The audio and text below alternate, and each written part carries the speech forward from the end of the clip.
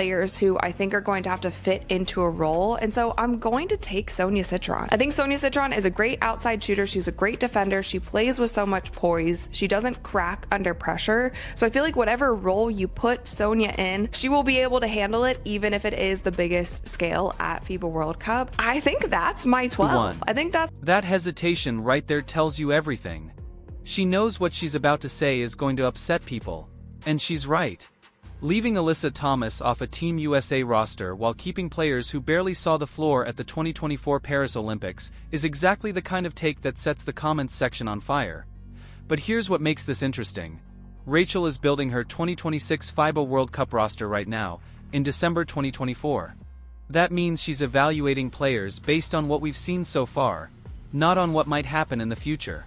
And with Team USA training camp taking place at Duke University this week, plus Caitlin Clark back healthy, and playing 5-on-5 for the first time since her ankle injury, the timing couldn't be more perfect to have this conversation. The team that was selected for the 2024 Paris Olympics, and the biggest news out of that was that Caitlin Clark was not selected for that team. And for the Paris Olympics, as you guys can see here, it's a lot of veteran players. It's even some legacy players, like Diana Taurasi actually didn't even play in that championship game, but she was still selected for Team USA. Now, again, I feel like that selection was not based on Diana Taurasi's skill. Now she has retired since then. But it was based on... Let's start with the foundation because this matters. The 2024 Paris Olympics roster was built on legacy, not just performance. Diana Taurasi played 0 minutes in that championship game, yet she made the team. That's not a criticism of her career. She's one of the greatest ever, but it shows how Team USA has historically operated. Veteran status and past accomplishments carry weight, but FIBA 2026 is different.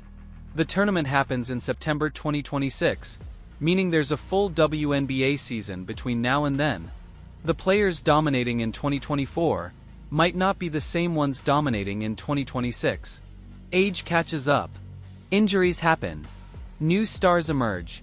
Rachel is making her picks based on December 2024 performance, and that's the smart approach. It forces evaluation of what's real right now versus reputation. Of course, I would include A'ja Wilson on my 2026 FIBA World Cup team. So A'ja actually won MVP at the 2022 FIBA World Cup. She also won MVP at the 2024 Paris Olympics. She just won the WNBA Finals last season. She won Finals MVP last season. She also won regular season MVP last season. Like, A'ja Wilson currently is the best player in the WNBA. She's the most dominant player, and of course I would be selecting. The no-brainer picks are exactly what you'd expect. A'ja Wilson just won her 3rd MVP, 2nd Finals MVP, led the Las Vegas Aces to another championship, and dominated at the 2024 Olympics. She's the best player in the world right now, and it's not close. N'Faisa Collier finished 2nd in MVP voting, carried the Minnesota Lynx to the finals, and has become the league's most complete two-way player. Breanna Stewart is still elite despite the Liberty's playoff disappointment. Jackie Young was crucial to the Aces' success and brings versatility on both ends. Sabrina Ionescu is one of the world's best shooters and has international experience.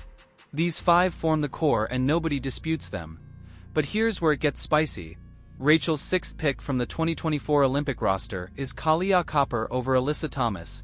That's when the comments section is going to explode. I'm going to take Kahleah Copper. Now, if I take Kahleah Copper, that means that I am not taking Alyssa Thomas. But if you do look at some of the statistics from the Olympic Games, Kahleah Copper was actually playing significantly more minutes than Alyssa Thomas. And yes, Alyssa Thomas in the WNBA, she is a powerhouse. She currently holds the record for triple doubles in the WNBA. She is like a brick house on offense and on defense. She's a Swiss Army knife. She can do multiple things when she's on the court, but Alyssa Thomas is nearing the end of her career, and I do think when it comes to international play, Kahleah Copper is a better fit. She can play the guard position. She can also sometimes move into that small forward position, and Kahleah Copper played significant minutes for Team USA. She put up decent numbers there, and I feel like she's just a better pick. Look at the logic.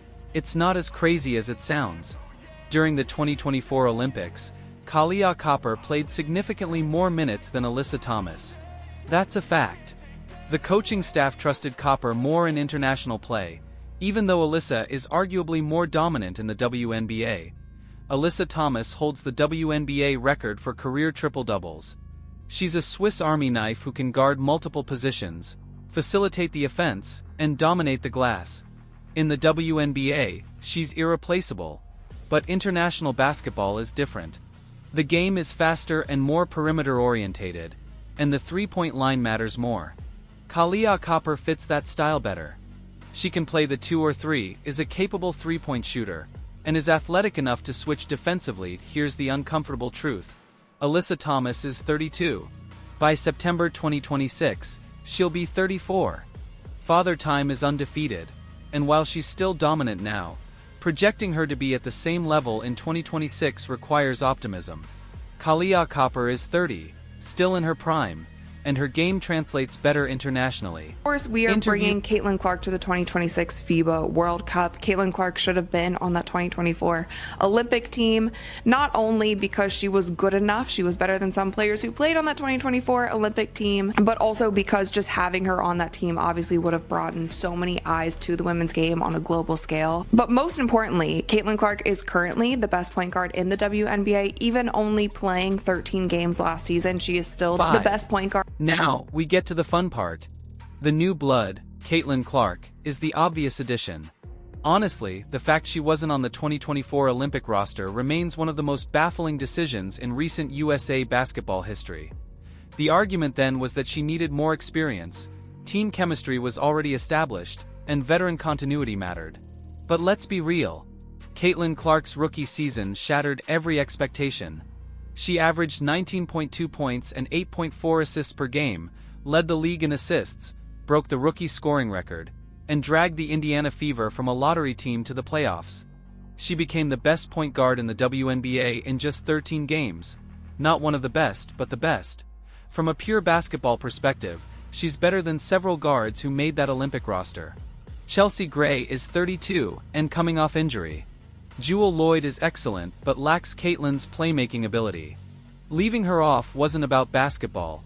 It was politics, preserving hierarchies, and protecting egos. Backup point guard to Caitlin Clark. Now the next player I'm going to take is Paige Bueckers. I think that she would be the perfect backup shooting guard for this FIBA World Cup team, and she's been playing really well in training camp. And next up, we are taking Aaliyah Boston. And Aaliyah Boston is somebody who has improved so much over the past 2 seasons, and when you think about her defense as well, I feel like Aaliyah Boston is the toughest defender on A'ja Wilson. Like, that is the toughest battle that A'ja has during the season, is Aaliyah Boston. So not only on the offensive end, but also on the defensive end, I feel like Aaliyah Boston would be the perfect newcomer to this Team USA squad. And now I have 2 roster spots left. And if we look at the 2024 Olympic squad, they took 6 guards and they also took 6 forwards, but they had Kahleah Copper as playing both the guard and the forward position. And if we look at this team training camp roster of the forwards that I have left, Lauren Betts, I don't think she's ready. Aaliyah Boston, I'm definitely taking. Cam Brink, I also don't think Cam Brink is ready. And again, this is talking about if I was selecting my team at this point in time. Cameron Brink is just coming off of injury, and I still want to see more from her before taking her. Then we have Brittany Griner. I think Brittany Griner is well past her time. I think that was also a legacy pick for the 2024 Olympics. I wouldn't be selecting her for. Here's where Rachel's roster construction gets interesting.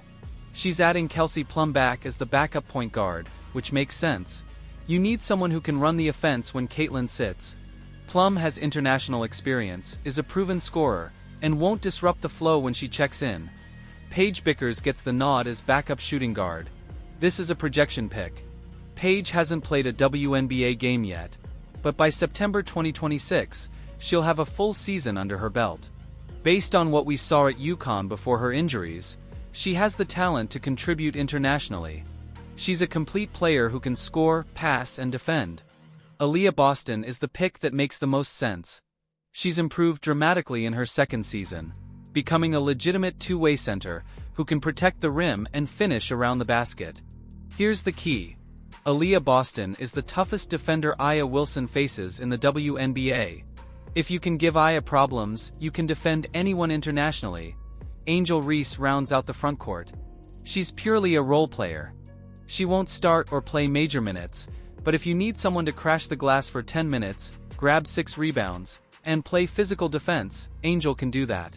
She averaged 13.6 rebounds per game as a rookie, a skill that translates anywhere. So I'm going to take Sonia Citron. I think Sonia Citron is a great outside shooter. She's a great defender. She plays with so much poise. She doesn't crack under pressure. So I feel like whatever role you put Sonia in, she will be able to handle it, even if it is the biggest scale at FIBA World Cup. I think that's my 12.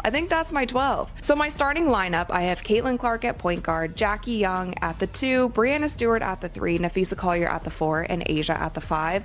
And then coming off the bench, we have Sabrina Ionescu, Kahleah Copper, Paige Beckers, Aaliyah Boston, Kelsey Plum, Angel Reese, and Sonia. The Sabrina Ionescu versus Alyssa Thomas debate is where things get philosophical. Rachel admits she went back and forth on this decision, and it's easy to see why.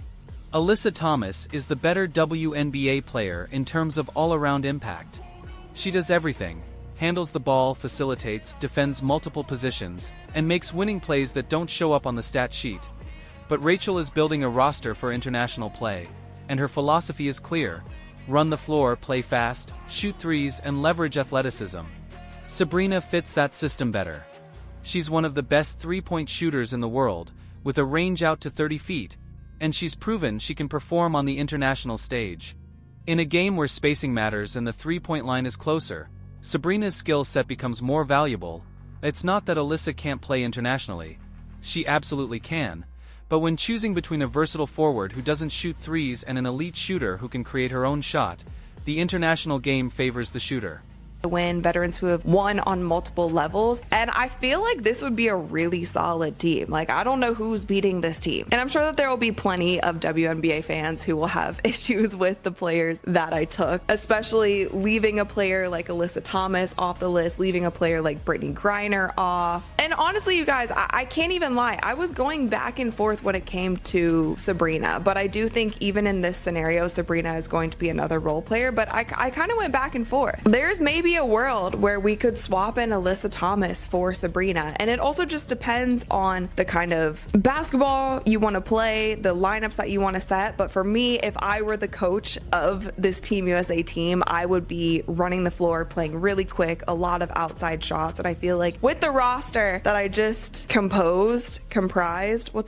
put together here, I feel like this one is really, really solid. But of course, you guys let me know all of your thoughts in the comments below. Did I leave anyone out? Also, I do want to mention that there are some other players that I would maybe want to consider for my team, but they just weren't part of this USA training camp. So basically, the players that I was choosing from is either players that were on that Olympic team last year or the players at this training camp. But with that, you guys, please let me know all of your thoughts in the comments below. If you agree with me, if you don't agree with me, thumbs up this video. If you enjoyed it, click that little subscribe button because we upload new videos every single. The final roster spot comes down to Sonia Citron, and this is a classic role player selection. Sonia isn't going to be a star. She won't demand the ball or need plays run for her, but she'll do exactly what you ask, without complaint. She's a 40% three-point shooter, plays solid defense, and rarely makes mistakes. Players like her matter on international rosters because you need athletes who can fit into any lineup without disrupting the flow. Sonia played at Notre Dame under Neela Ivey, one of the best developmental coaches in the country. She entered the WNBA fundamentally sound and ready to contribute. She doesn't crack under pressure, makes the right reads, and is comfortable playing without the ball. Compare that to someone like Rakeem Jackson, who has more raw talent but is still learning the nuances of the game, or Veronica Burton, an excellent defender but limited offensively. Sonia is the safe pick on a roster full of stars, and sometimes that's exactly what you need. Now let's talk about who got left off, because that's where the controversy really lies. Brittany Griner made the 2024 Olympic team, but Rachel is leaving her off the 2026 roster. And honestly, based on what we've seen, that's the right call. Griner is 34 now, and by 2026, she'll be 36. Her mobility has declined, her offensive game has become more limited, and younger centers like Aaliyah Boston have surpassed her. This isn't disrespectful to Griner's career, it's just reality. She's still a solid WNBA player, but she's no longer among the top 12 players in the world the benchmark Team USA should be selecting for. Chelsea Gray is another notable omission, and this one hurts. She's skilled, but at 32 and coming off a foot injury that cost her most of the 2024 season, She'll be 34 by 2026. Point guards rely on quickness, burst, and the ability to defend smaller, faster players. Gray's basketball IQ is elite, but if her body can't keep up, skill alone doesn't matter. Jewel Lloyd is excellent, but in a loaded backcourt, someone has to be left out.